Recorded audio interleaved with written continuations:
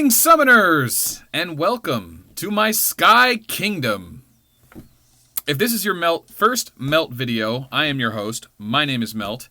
What we do on this channel is we talk about 7 Pirates games, mostly Ark of War. We just decided to pick up Sky Kingdoms. And today we're going to be talking about probably the most important thing. All the summoner hero classes to choose from. So if this is your first Melt video, just know that there are probably 150 Ark of War videos. And this game is essentially based on Ark of War, a 2-year-old game. Reskinned, redone. The mechanics are mostly the same, but some of the things have changed. I think they wanted to get away from some of the elements they didn't like about Ark of War, but it was too late to change that game.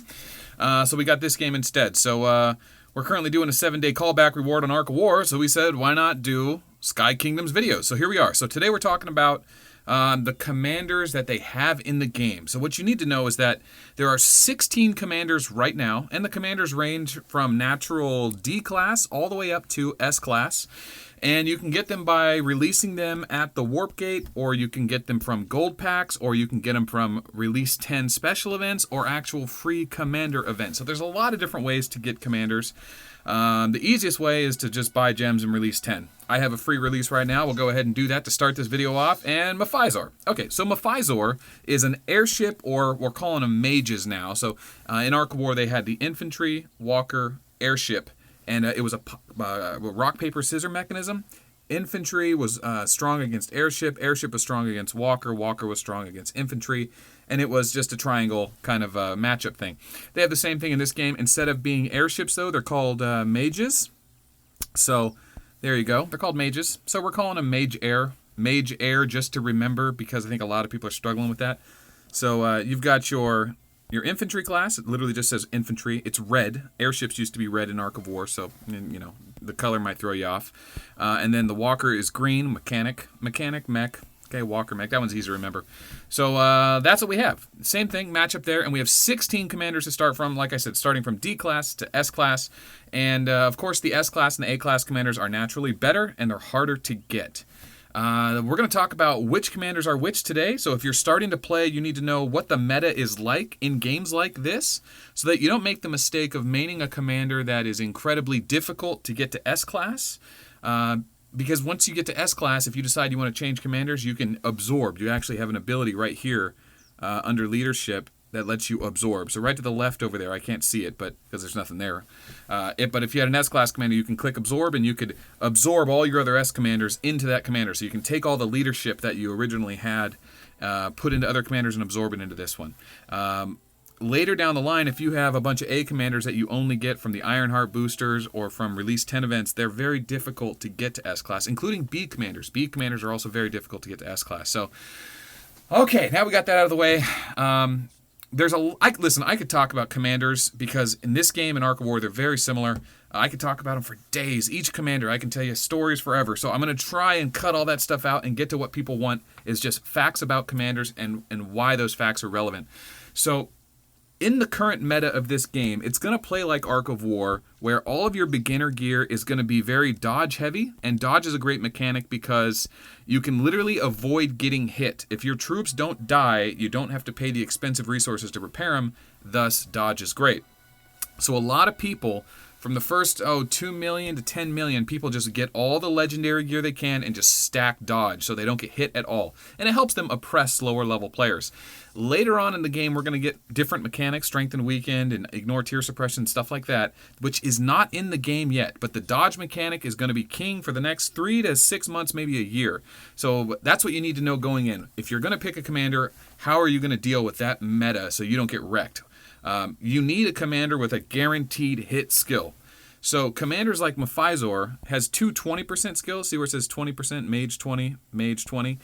He only triggers that 1 in 5 times. And none of these are particularly strong because they rely on you getting hit to do damage, which is usually not a good thing. But this particular skill ignores tier suppression, which is great. But we're not at a point yet where their enemy commanders have really expensive troops or really big armies and a bunch of leadership to make this valuable. So I wanted to main this commander. It was a bad choice. I'm going to change it. I've only been playing for a day at the time of this video. So let's talk about the best commanders. Well, since the dodge meta is so strong, you want to get a 40% guaranteed hit skill commanders. A typical commander goes 20%, 40%, 60% on the Awakening. That's pretty standard. Very few commanders break that norm. I'll mention the ones who do. So let's talk about it. There's 3 40% guaranteed hit skill commanders in the game.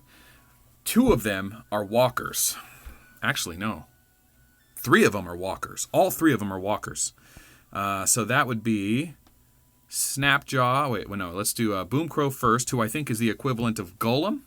It's a walker commander, but it's Golem, the airship commander from Ark of War. 20% increases damage, 40% increases attack and guaranteed hit. Sounds like Golem to me. So she's probably going to be the best commander in the game, but you can only get her during a special event. So release Golem event or release Boomcrow event. She's going to be the commander to get for sure.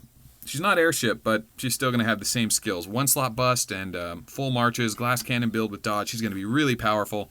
She's just really hard and expensive to get to S-class. So if you want to throw the money down, that's the commander to get. The honorable mention to that is Ekums.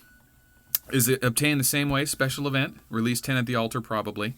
And he has Echo's 20% skill from Ark of War, where he heals. It's a double strike. He hits, and then he attacks again, but he heals. But in this particular commander, the second hit can hit a arc or building and actually heal. In Ark of War, if you kill the troops and hit the ship behind, you couldn't trigger your skills. He does. So that's kind of cool. He can heal his troops off of that. And then he also has a 40%, which reads just like Golem's skill. So this guy might be a Golem with a heal. So he's very strong. And of course, Walker's natural matchup is against infantry. So of course, you'd expect the Walkers to have more guaranteed hits so that infantry can't dodge them. The third one is Medusa, or what they're calling Snapjaw. He's got 2 guaranteed hit skills. A 20% will hit and damage increases. That's just nice. That's just a good commander skill to have. But his 40% skill is also increases all of your troops' chance to hit, and it increases their crit chance. So they crit a little bit harder. Early game, before everyone's maxed out on research, for the first year, Snapjaw is going to be really good. And you know what's really good about Snapjaw? Is he's a natural B commander. So if you do main Snapjaw all the way to the end, you'll get him to S-class pretty fast. Just as fast as you'll get Alexander, who's your starting commander. Alexander is Flare. He kind of looks like him too. Flare is an infantry, 20% guaranteed hit skill commander. Same exact commander, different name. Infantry, everything about him's the same. So Snapjaw, Boomcrow, Ekums are the 3 best commanders in the game going into the current meta for the next 6 months. I am confident in that choice. Ekums and Boomcrow are an incredibly difficult set of commanders to get because of their expensive, rare nature. But Snapjaw isn't. He won't hit as hard as the other ones, but he's going to have 2 guaranteed hit skills, which is going to be a big part of the meta in the early game. Also, there's not a lot of commanders to choose from, and there's not a lot of guaranteed hit skills. There's only 2 other commanders in the game that have guaranteed hit skills, and that's Lucian and Alexander. So here's Alexander. He's Flare. He's an infantry class. And Lucian is a mage air class. So the 3 40% commanders are all mechs. The 2 20% commanders are infantry and air. So it's kind of weird how that balances out. That being said, Lucian's a natural B, and Alex is a natural B. So still great choices. If you want to know what I recommend for the top 3 commanders for the free-to-play or low spending players, Snapjaw is number 1, and then Lucian and Alexander for sure.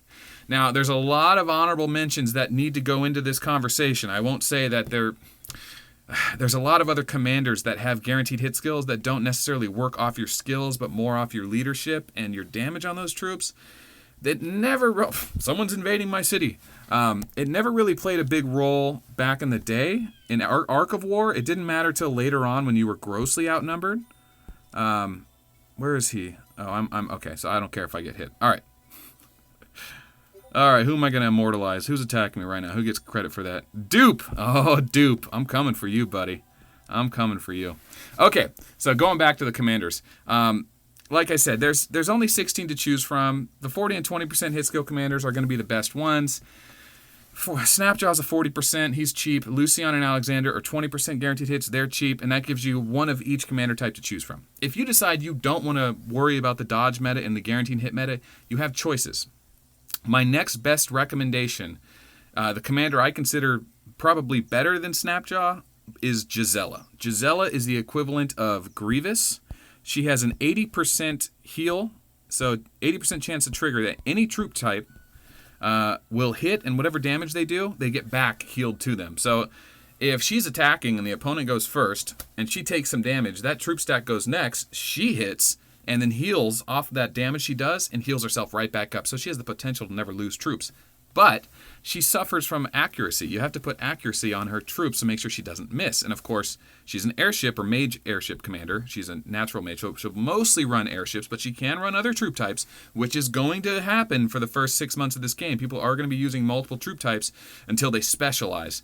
So she's going to naturally suffer from guaranteed hits. So if you have really high accuracy and you're way ahead of your opponents, and even though if they're using the dodge, you might do okay here, but be aware that she has a huge drawback, and that she doesn't have enough if she doesn't have enough accuracy, it's very possible she can lose a fight without ever touching somebody. Now remember, pro tip here, if you're using tier 5 and your opponent is using tier 3, they can't even dodge if they wanted to. If you have a 2-tier advantage on somebody with your troop types, they cannot dodge you. I know that's an advanced concept. I probably shouldn't throw that in this video, but hey, if you know what I'm talking about, great. If not, wait for the next set of videos. We'll cover more advanced stuff later. Okay, so that's Gisela. Now, once you get out of the 20% guaranteed hit skills and that special 80% skill from Gisela, it doesn't show it's 80%, but it is. You get into a couple special commanders. You get into Gervalurk. This is Bullet. This is the commander I main in Ark of War. I just don't see this being very useful yet. Ghost Cannon hits really hard, and you can trigger it with low tier troops. With tier 1, you can do it. And it should ignore high tier if it's the same as Ark of War. We don't know that for sure yet. So he's a great commander, but this is not a guaranteed hit skill. It does hit very hard, and you can use low tier with it, but he's also a heroic glory package. He's one of those commanders you can only get out of an A token. So he's going to be very hard to get to S class. He's very hard to get and very hard to get to S class. So I'm not too sold on him yet. When tier 7 and tier 8 comes around, and we're only on tier 5 right now, he might be more useful, but I'm not too convinced he's great yet. Brunhilde is Maruko. She's like a miniature version of this guy. Basically, she has a 20% version of his 40% skill. And then she has Maruko's all-unit other skill. She's actually quite good. I do recommend maining her if you're not into the guaranteed hit skill commanders and you want to have like a little bit of flexibility with your different troop types, which is great for PvE in the early game, not necessarily PvP in the late game. Okay, let's tie this thing up. We're getting to the crappy commanders real fast. All right, so what did I cover? What did I say? Lucian? Yeah, so let's see. Lucian is Cohen, if I didn't say that. He's got the 20% guaranteed hit skill, and he's got the 40% heal. It's not a very good heal. It's not terrible. It's better than most people's 20, or better than most other skills. There's a lot of crappy plus defense skills. At least he heals his troops back, which is really nice. Okay, who else? Maruko. Okay, Mephisor is Rocket. Not a huge fan of what this commander can do in the early game. It's really going to pay off late game. Maybe a year from now, he'll be a better commander when people have higher tier troops and you risk lower troops to fight. Right now, troops aren't that expensive. Lucifer, not to be mistaken with Lucian, is Lucifer. He's a new S commander. He was from a special free hero event that I missed. I really don't like this commander. I think he's a really overrated commander. He kind of reminds me of like one of those early commanders they give you just to have an S class, so you get that awakening skill. But essentially, he's a new commander. There's no one like him. We've never seen a commander like him in Ark of War. He's 20% chance that he increases his own troops' crit chance, which it's hard to get crit in this game right now, so that's okay. And then his 40% skill is all units, and he lowers the attack of the enemies. So he like debuffs his enemies, which is not a good thing in Ark of War. Not a great thing, especially if it's only like a 40% skill. It's just a lose less skill. You really want a skill that one-shots your enemy or almost destroys him in one shot. So I'm not thrilled with Lucifer. He's a natural S class, but don't kid yourself. He doesn't seem that good right now. Kaboom is a natural A class. She is cracking, literally cracking. She seems like a good choice early on, and then about 3 weeks in, you go, crap, she doesn't have any accuracy. I don't want to be a walker commander. You can't release her. You can't get her to S class very easily. She's a disappointing commander. Maybe use her for farming for a while, but don't get too far with her. Plunk, P-L-U-N-K, is one of the zombies. Plunk and Flunk are zombies here. Plunk is Kid. She's a walker with a double strike ability. People always like her because they're fun for PvE. You can pump them full of leadership and get lucky killing monsters, but if you get into a couple PvP fights against someone with more dodge, you're going to really lack that accuracy and guaranteed hit. So don't recommend Plunk. Not the worst choice, but and she's easy to absorb out of. She'll be easy to get to S class. Any commander that's a D and C are easy to get to S-class. Bs are a little tough. As are very difficult. So remember that. If you do want to main a commander, choose a C or D or maybe a B commander, but maybe not an A early on until we figure out where this game goes. It may not go the path of Arc of War. Okay, what else?